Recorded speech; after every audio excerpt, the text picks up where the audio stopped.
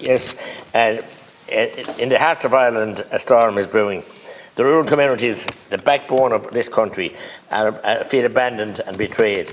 The culprit of this betrayal is a green agenda being driven by NGOs and indeed by the Green Party and fully endorsed by Fianna Fáil and Fine Gael.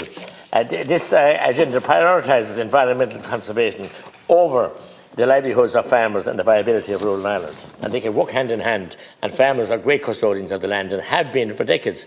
The Green Party now in this new push is telling them how they should behave. We heard from Eamon O'Keefe about the cornflakes. Indeed, I remember cutting hay myself when the rotary mowers came out and starting and in the middle and ensure that they wouldn't be pinned and they would escape. And on February 27th, a pivotal vote on the future restoration law, the nature restoration law, took place in the European Parliament. Our Ireland's 13 MEPs, only 2 opposed it. The vote was tight enough, with 329 MEPs in favour and 275 against. Those 2 Irish MEPs who stood against the law were Luke Flanagan and Chris McManus, both members of the Left group in the European Parliament. However, Mr McManus later tweeted that his vote against the new law was an error, calling doubt on Sinn Féin's stance on this issue. I was surprised with Sinn Féin's stance on any issue lately.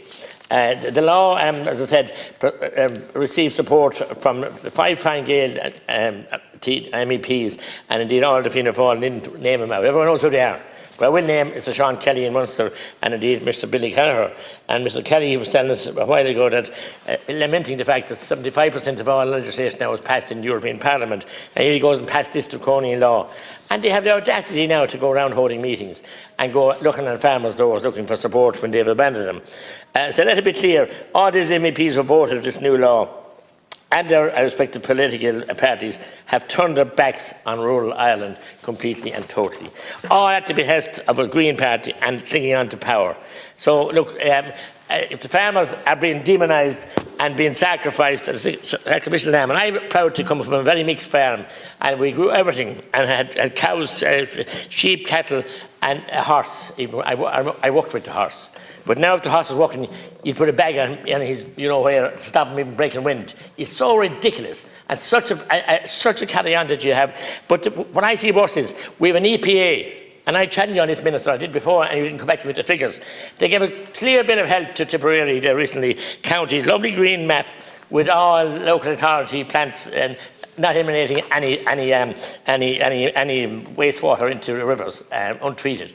That was downright, I can't use the word lie, but totally erroneous, false, disgusting.